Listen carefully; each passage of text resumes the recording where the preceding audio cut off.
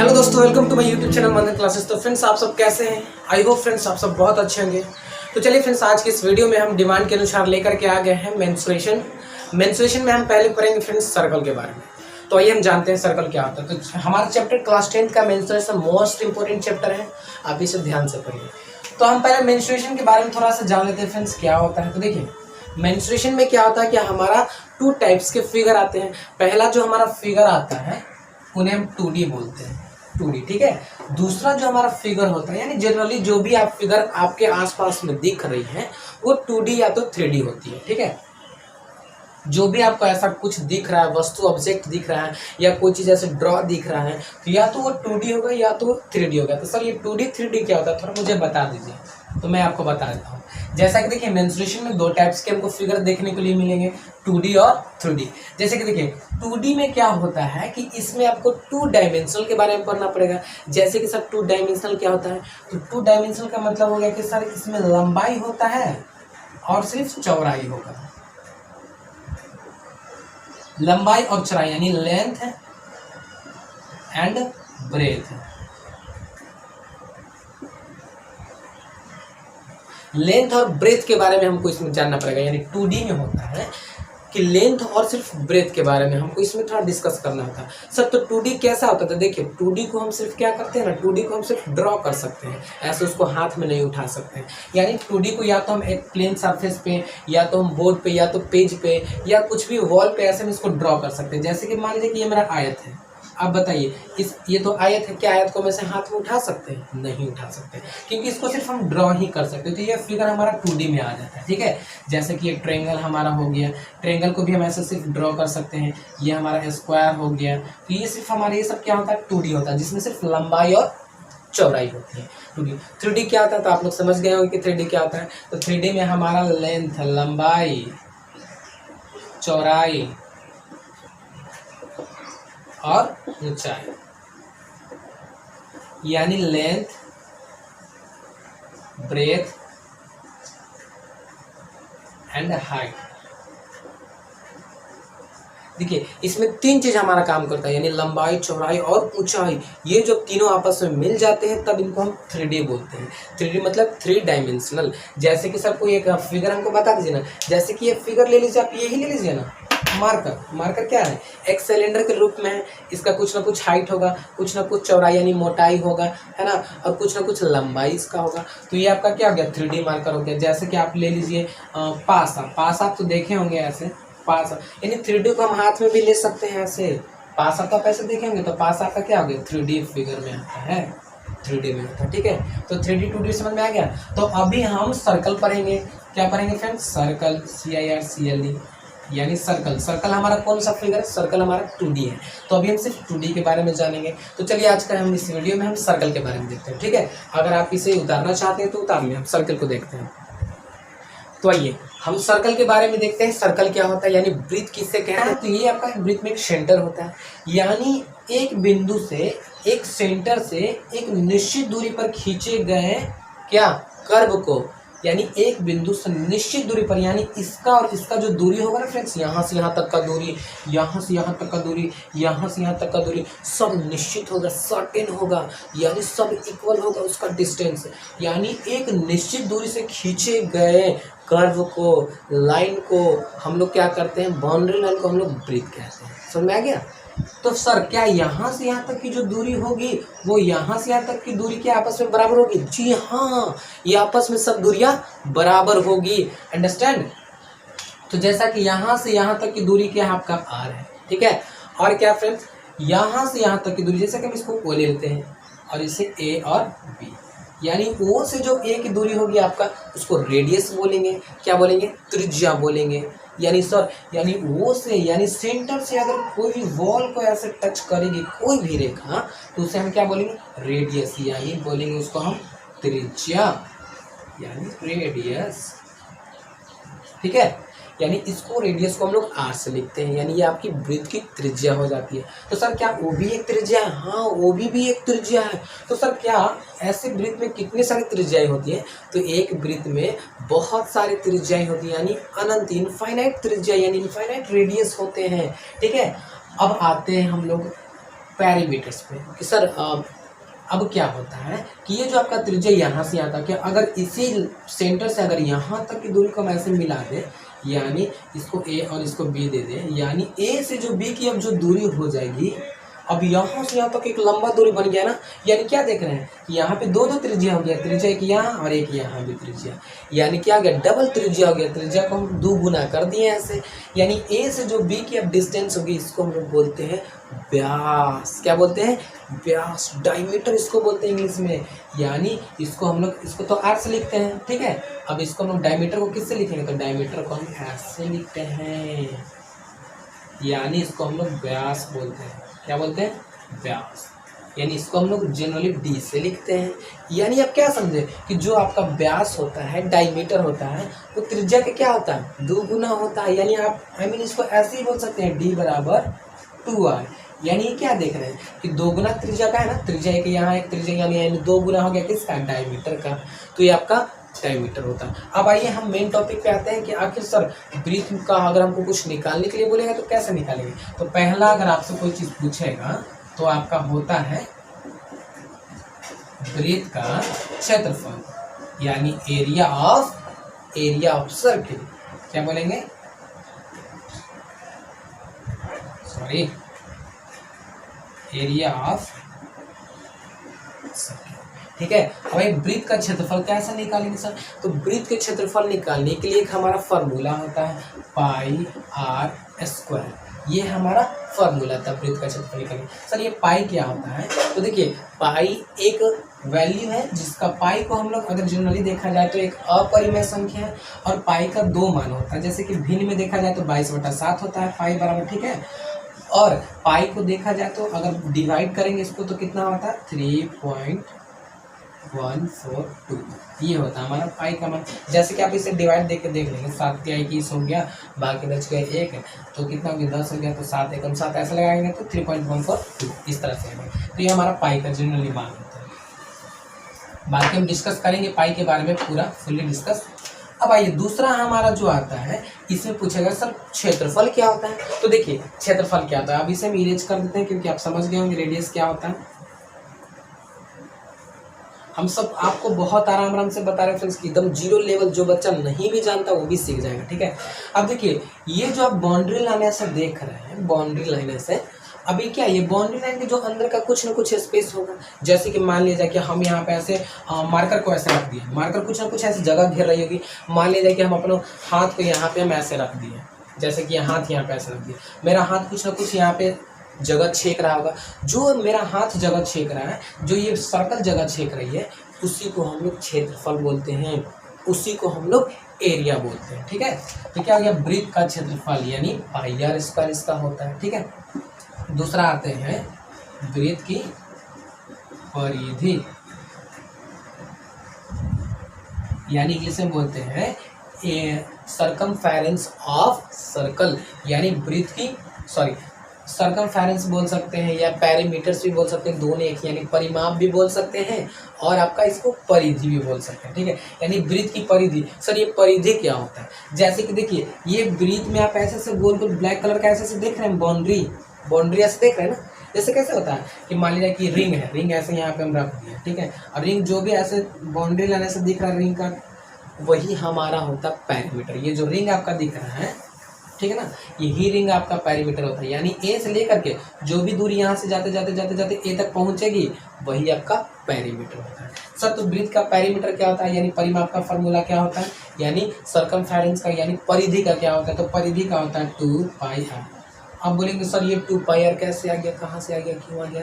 तो देखिए जनरली हमारा क्या होता है, जनरली हमारा होता है कि पाई बराबर जो होता है, तो पाई बराबर हमारा जनरली होता है ब्रीथ की परिधि, ठीक है, ब्रीथ की परिधि बटा डायमीटर यानी व्यास। डायमीटर को किससे लिखते हैं, डी से ना। तो ब्रीथ की परिधि, अब देखिए पाई बराबर क्या होता है, तो क्या है ब्रीथ की परिधि है ना बटा डी, ठीक है। तो ब्रीथ की परिधि बटा डी, अगर आप डी को चाहें तो ऐसा भी लिख सकते हैं ना 2r, यानी क्या यहाँ पे ब्रीथ की परिधि बटा 2r। अब देखिए 2 में इधर पाई से गुना होगा तो 2 पाई आर, यानी ब्रीथ की परिधि बराबर क्या हो जाएगा, वृत्त की परिधि बराबर 2 पाई आर, ये 2 यहाँ पे आ जाएगा ना गुना में, तो इधर 2 पाई आर, यानी ये हमारा वृत्त की परिधि का फॉर्मूला ऐसा निकलता है, यानी पाई बराबर हमारा ये, तो ये तो हम आपको साइड से बता रहे थे, ये होता है पाई बराबर, ठीक है। यानी वृत्त की परिधि हमारा क्या हो गया 2 पाई आर। अब परिधि भी आप समझ गए हो कि क्या होता है परिधि। चलिए आप इसे इतना उतार लीजिए, हम आगे की ओर चलते हैं, ठीक है। अब जैसा कि फ्रेंड्स हमने देखा कि हमारा पूरा एक क्या था वृत्त था। अब क्या होगा जब वृत्त को आधा आधा ऐसे काट दिया जाए, अगर वृत्त को यहाँ से आधा हम ऐसा काट देंगे तो हमारा वृत्त कुछ इस प्रकार से ऐसे बन जाएगा। अब ऐसा भी तो हो सकता है ना कि आपसे पूछ देगा कि अर्धवृत्त का क्षेत्रफल निकालिए, है ना। अगर अब क्या होगा कि जब इस वृत्त को भी यहाँ से ऐसे काट दिया जाए, यानी यहाँ से इसको ऐसे हटा दिया जाए, ठीक है।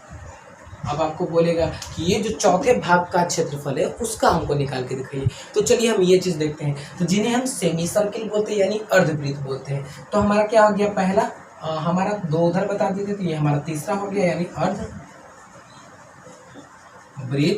का क्षेत्रफल। अब देखिए सबसे पहले तो आप जानते हैं कि पूरा वृत्त का क्षेत्रफल क्या होता है, तो पूरा वृत्त का क्षेत्रफल आप जानते हैं पाई आर स्क्वायर। अगर इसको आधा किए यानी आधा डिवाइड किए ना 2 से, यानी आधा आधा इसको काट दिए, यानी क्या करेंगे जब आधा किए तो यहाँ आधा से भागा दे देंगे, बस इतना ही आपको करना है। तो फार्मूला आपको रटने की जरूरत नहीं, आराम से याद हो जाएगा। अर्थात इसको हम क्या लिख सकते हैं, पाई आर स्क्वायर बटा 2, ये आपका हो गया अर्धवृत्त का क्षेत्रफल। अगर आपको चौथे भाग का क्षेत्रफल पूछ दिया जाए कि अब बताइए इसमें ऐसे इसको यहाँ से ऐसे काट दिए, काटने के बाद इसको काट दिए, अब इसका हमको क्षेत्रफल ऐसे से चाहिए। अगर इसका क्षेत्रफल आपसे पूछ दिया तो क्या करेंगे, यानी कौन सा भाग है, तो चौथा भाग है, यानी पूछेगा कि वृत्त के चौथे खंड का क्षेत्रफल, क्या पूछेगा आपको, वृत्त के 4th यानी चौथे खंड का या भाग का क्षेत्रफल।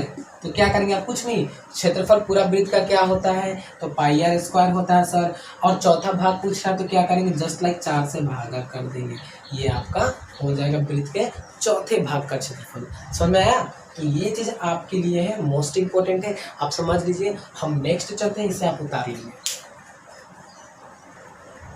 तो फ्रेंड्स अब हम नेक्स्ट देखते हैं। नेक्स्ट जैसा कि फ्रेंड्स हमने क्या भी आपको बताया कि एरिया ऑफ सर्कल, यानी अब हाफ के लिए हम चल गए थे कि यानी अर्धवृत्त का क्षेत्रफल क्या होगा, ठीक है। अब आते हैं हम कि अर्धवृत्त का परिमाप क्या होगा। सर क्षेत्रफल तो आपने बता दिया है, परिमाप भी मुझे बता दीजिए। तो आइए हम देखते हैं, ठीक है ना, यानी अर्धवृत्त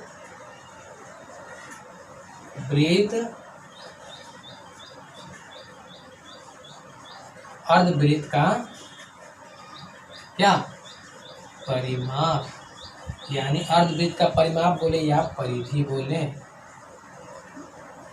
चलिए अब देखते हैं कि अर्धवृत्त का परिमाप या परिधि क्या होता है। तो जैसा कि बच्चों आप जानते हैं कि पहले आप हमें बताइए कि वृत्त का परिधि क्या होता है। तो वृत्त का परिधि क्या होता है फ्रेंड्स, 2 पाई आर। अब क्या आ गया, अर्ध का मतलब कि उसको आधा करना है, तो आधा करने के लिए क्या करना पड़ेगा, 2 से भागा देना पड़ेगा, ठीक है। और इसमें क्या होता है कि बस डायमीटर को जोड़ दीजिए, जैसा कि आपका ये अर्धवृत्त ऐसे बन गया था, मैं भी आपको बताया, ठीक है। अब इसका क्षेत्र, इसका परिमाप निकालना है, तो क्या करेंगे, इसको पूरा कैसे जोड़ देंगे ना, मतलब आधा को जोड़ करके इसको जोड़ेंगे ना ऐसे, ये हमारा क्या डायमीटर बचा। तो डायमीटर को जोड़ने के लिए डी करेंगे, यानी 2 पाई आर में 2 से भाग दे दिए और डायमीटर को जोड़ देंगे तो हमारा क्या निकल जाएगा, अर्धवृत्त निकल जाएगा। अर्धवृत्त का परिमाप यानी परिधि निकल जाएगा। चलिए इसको आगे करते हैं, 2 से 2 कैंसिल हो जाएगा ना, तो क्या यहाँ पे बचा पाई आर और प्लस डी। आप जानते हैं कि यानी जो डायमीटर होता है वो 2 गुना होता है किसका, त्रिज्या का।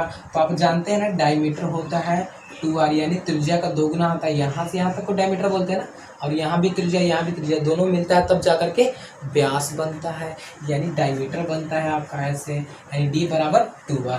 डी बोले तो फ्रेंड्स व्यास, तो यहाँ पे हम 2r भी लिख सकते हैं, है ना। अब देखिए इधर में से यहाँ भी यार इसको और हल्का कर देते हैं हम, इतना अगर याद करें थोड़ा कंफ्यूजन होगा तो इसको हल्का कर देते हैं। अब देखिए यहाँ भी आ रहा है, यहाँ भी आ रहा है, अगर r कॉमन ले लेंगे तो क्या बचेगा, पाई प्लस 2। r कॉमन ले लिया ना, तो क्या हो गया, r कॉमन ले लिया तो पाई प्लस 2।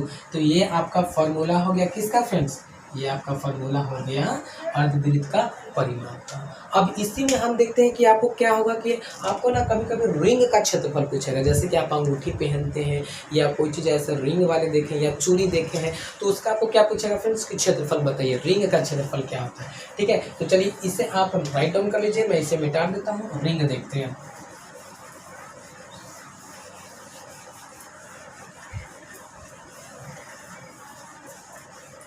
अब क्या फ्रेंड्स मैं आपको दिखाता हूँ कि रिंग का क्षेत्रफल क्या होता है, यानी area of ring. I mean English में लिख देते हैं।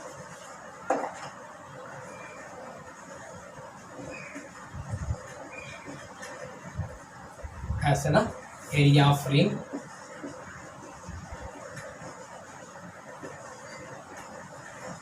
यानी रिंग का क्षेत्रफल। तो सर रिंग कैसा होता है, थोड़ा मुझे फिगर से समझा दीजिए ना। हाँ आई मीन ये 6 हो जाएगा आप आई थिंक। तो रिंग क्या होता है मुझे फिगर से थोड़ा समझा दीजिए। तो जैसा कि देखिए ये आपका ऐसा सर्किल है, ठीक है, सर्कल है। अब सर्कल में कभी कभी आप देखेंगे कि ऐसे बाहरी से भी ऐसे एक और सर्कल रहता है ऐसे। समय जैसे कि आप देखेंगे ना कि चूड़ी उड़ी कुछ होता है, उसका कुछ मोटाई ऐसे होता है। मान लिया कि ये आपका ऐसे बाहरी वाला रिंग है, यानी बाहरी वाला ये वृत्त है, तो ये आपका फुल्ली रिंग होता है, इसे हम क्या बोलते हैं, रिंग बोलते हैं। तो क्या देख रहे हैं फ्रेंड्स, रिंग में आपका 2 गो सर्किल आ गया, एक छोटा सर्किल आ गया, एक बड़ा सर्किल आ गया। तो अब इसका अगर हमको क्षेत्रफल निकालने के है, एरिया ऑफ रिंग, तो कैसे करेंगे। एरिया ऑफ रिंग निकालने के लिए बोलेंगे तो सबसे पहले क्या करेंगे कि एरिया ऑफ रिंग निकालने के लिए क्या करेंगे, यानी इसका आपका रिंग का पूछेंगे कि एरिया कितना है, इसका थोड़ी ना पूछेंगे, ये ना पूछेंगे आपका रिंग का कितना एरिया, ये हमको बताइए, ये आपको पूछेंगे एरिया ऑफ रिंग। तो क्या करेंगे एरिया ऑफ रिंग निकालने के लिए, तो एरिया ऑफ रिंग निकालने के लिए अगर बड़ा में से, बड़ा क्षेत्रफल में से अगर छोटा का क्षेत्रफल घटा देंगे तो निकल जाएगा एरिया ऑफ रिंग। यानी ये बड़ा वाला क्षेत्रफल जो भी आएगा उसको, और ये बीच वाला क्षेत्रफल को घटा देंगे तो साइड साइड में क्षेत्रफल ही निकल जाएगा। तो यही होता है। तो बड़ा वाला क्षेत्रफल को अगर हम बड़ा वाला रेडियस को हम मान लेते हैं, जैसे कि यहाँ से यहाँ तक ये बड़ा वाला है, बड़ा वाला को हम मान लेते हैं आर, बड़ा वाला त्रिज्या को बड़ा मान लेते हैं और छोटा वाला त्रिज्या को छोटा मान लेते हैं। ठीक है, तो देखिए, तो यानी बड़ा का क्षेत्रफल, तो बड़ा का क्षेत्रफल क्या आ जाएगा, पाई बड़ा आर स्क्वायर ना, क्योंकि बड़ा का क्षेत्रफल ये, और फिर माइनस छोटा का क्षेत्रफल क्या होता है, पाई आर छोटा आर स्क्वायर, है ना। अब देखिए क्या है, इन दोनों में से अगर हम पाई पाई कॉमन ले लें तो क्या हो जाएगा, आसान के लिए हम आर स्क्वायर बड़ा आर स्क्वायर माइनस छोटा आर स्क्वायर, यानी ये आपका क्या निकल गया फ्रेंड्स, एरिया ऑफ रिंग। यानी रिंग का अगर आपको एरिया पूछ देगा ना तो आपको क्या करना है, ये वाला फॉर्मूला यूज कर देना है, यानी R square capital R square minus small square into pi, यानी पाई बड़ा आर स्क्वायर माइनस छोटा आर स्क्वायर। तो इस तरह से आप रिंग का क्षेत्रफल निकालेंगे। चलिए आप इसे राइट डाउन करिए, हम आगे भी देखते हैं कि जैसे कि हमारा जीवा क्या होता है, कोड क्या होता है। आप इसे उतार लेंगे, हम इसे इरेज करके आपको बता। अब हम जानते हैं फ्रेंड्स मोस्ट इम्पोर्टेंट, जो कि इस चैप्टर के लिए हमारा सबसे इम्पोर्टेंट पार्ट है। आप प्लीज़ इसे ध्यान से देखिएगा, प्लीज़ आपसे निवेदन है कि इसे ध्यान से देखिएगा। क्या है फ्रेंड्स, जैसा कि ये वृत्त था तो मैंने इससे रिलेटेड कुछ चीज़ें बता दी हैं, जैसा कि अर्धवृत्त से लेकर के पूरा तक पेरीमीटर तक।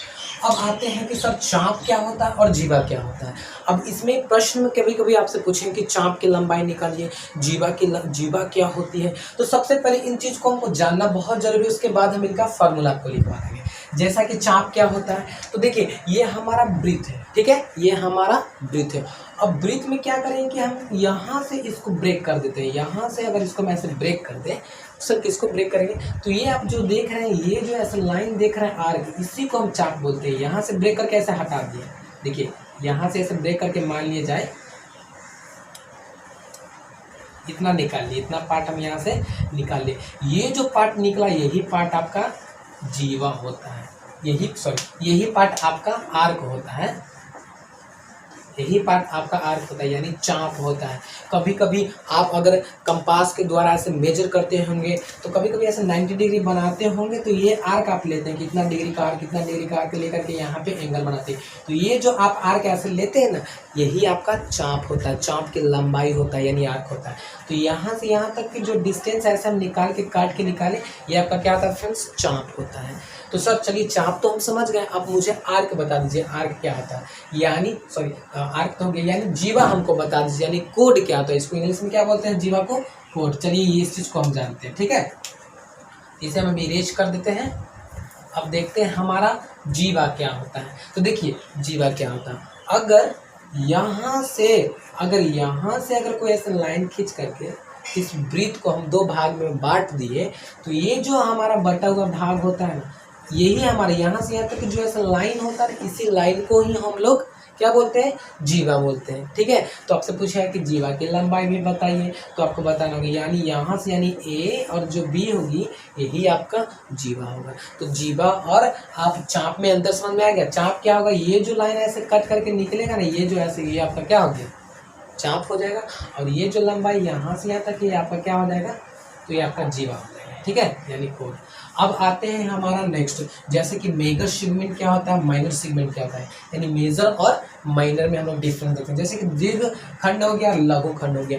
अब क्या आप देख रहे हैं कि जो यहाँ पे जीवा से कट करके ऐसे दो पार्ट में दो पार्ट में ऐसे सर्कल बट रहा है ना, दो पार्ट में एक इधर निकल जा रहा है, एक ऐसे निकल जा रहा है। ठीक है, जैसे कि यहाँ से दो पार्ट में बट रहा है, तो ये छोटे वाले हम पार्ट को बोलते हैं लघु खंड बोलते हैं। क्या बोलते हैं, लघु खंड।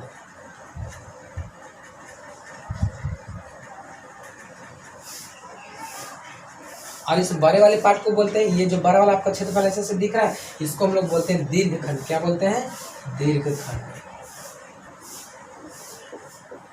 तो यानी समझ में आ गया, क्या समझे फ्रेंड्स, कि अगर जीवा से सर्कल आपका दो भाग में ऐसे डिवाइड होगा, तो छोटे वाले भाग को हम लोग लघु खंड बोलेंगे और बड़े वाले भाग को हम लोग दीर्घ खंड। क्योंकि फ्रेंड्स ये समझना बहुत इंपॉर्टेंट है। ऐसा नहीं कि सर इतना देरी तक बताएं, सिर्फ यही बताते रहेंगे, क्वेश्चन भी नहीं बताएं।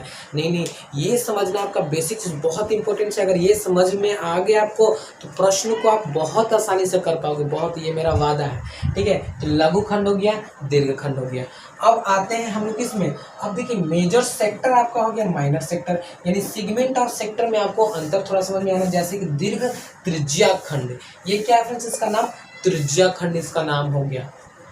ठीक है, तो अब इसको हम मिटा देते हैं। आई थिंक ये आप समझ गए होंगे। अब हम देखते हैं फ्रेंड्स क्या आता है हमारा त्रिज्या खंड। तो क्या आप देखें, ये तो हमारा ऐसा सेंटर है ना, सेंटर है। अब देखिए नाम से पता चल रहा है त्रिज्या खंड, खंड मतलब टूटना। अब देखिए ऐसे जो त्रिज्या के द्वारा ऐसे ऐसे टूट रहा है, मान लीजिए कि यहाँ से एक हम ऐसे ड्रॉ कर दिए, यहाँ पे हमारा ओ है, तो एक त्रिज्या ले लिए हैं, और यहाँ से हम ऐसे बी त्रिज्या ले लिए। हम इसे इरेज कर देते हैं ताकि आपको समझने में आसानी होगी। ठीक है, अब यहाँ पे हम बी ले लिए त्रिज्या, ये भी हमारा त्रिज्या हो गया और ये भी त्रिज्या हो गया।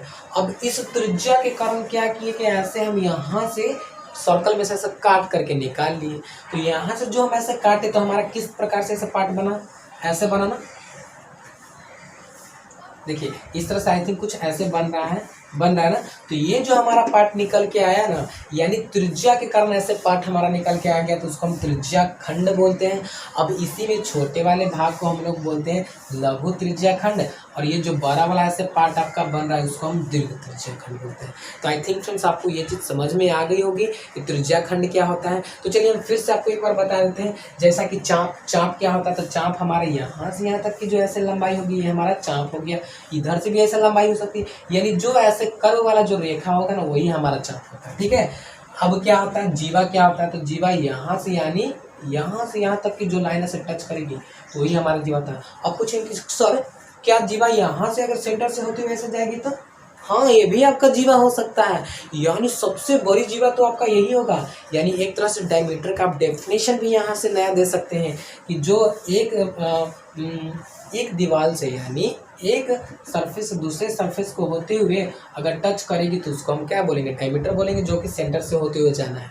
ठीक है, तो सबसे बड़ी आपका जीवा ये हो जाएगा। ठीक ना, ऐसे। तो ये भी आपका जीवा क्या हो गया, जीवा हो गया, इनकोड हो गया। सेगमेंट आप यानी खंड देख लिए, जीवा के कारण जो दो खंड ऐसे बट रहे हैं, यानी ये जो जीवा है, जीवा के कारण ये पहला खंड, ये दूसरा खंड ऐसे बट रहा है, तो पहला खंड छोटा वाला हो गया, तो छोटा को लघु खंड बोलेंगे। बड़ा वाला जो दूसरा में हो गया उसको दीर्घ खंड बोलेंगे। अब देखिए त्रिज्या खंड, यानी त्रिज्या के कारण जो खंड ऐसे हो रही है वृत्त का, उसको त्रिज्या खंड बोलेंगे, यानी लघु त्रिज्या खंड और दीर्घ त्रिज्या खंड। अब चलिए हम सारी चीज को हम फार्मूला में अब देखते हैं कि फार्मूला में कैसे हम इस चीज को समझते हैं। तो फ्रेंड्स अब हमारा ये क्या होने वाला है, ये लास्ट होने वाला है, क्योंकि अब हम फार्मूला देखने वाले हैं, मोस्ट इंपॉर्टेंट। और फार्मूला में बहुत बच्चे कंफ्यूज करते हैं, इसलिए आप कंफ्यूज ना करें, क्योंकि जो जो हम बताएंगे उससे आपको ध्यान से देखना है। तो जैसा कि पहले हमारा आता है कि अगर आपसे पूछे आर्क यानी चाप, यानी लेंथ ऑफ आर्क यानी चाप की लंबाई पूछेगा। तो चाप मैंने आपको क्या बताया था कि यहाँ से यहाँ तक का जो पार्ट ऐसे कट रहा है, यानी ये बड़ा भी हो सकता है या छोटा भी हो सकता है, यानी यहाँ से यहाँ तक भी काट सकते हैं। ये जो आपको पार्ट ऐसे कट रहा है यही आर्क होता है ना। अगर इसकी लंबाई पूछ देगा तो क्या करेंगे, तो देखिए इसकी लंबाई पूछेगा तो हमारा फॉर्मूला होता है थीटा बटा 180 इंटू पाई। ये सर ऐसे कैसे 180 कैसे आ गया, तो आप जानते हैं कि मान लीजिए जाए कि यहाँ से अगर हम सेंटर हमारा है यहाँ से यहाँ तक ऐसे आ गया, ठीक है, और यहाँ से यहाँ तक देखिए ये आर्क हमारा बड़ा भी हो सकता है और आर्क हमारा छोटा भी हो सकता है। तो देखिए जितना बड़ा आर्क रहेगा उतना बड़ा थीटा का मान रहेगा।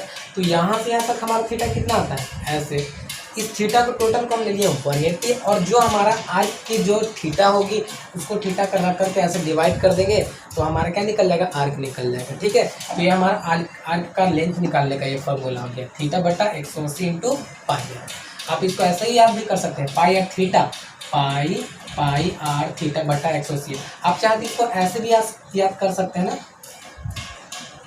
ऐसे पाई आर थीटा बटा 180 डिग्री। ये आपका हो गया किसका, आर्क की लंबाई। हम लोग ऐसे ही याद करते हैं। ठीक है, अब दूसरा हम आते हैं एरिया ऑफ सेक्टर।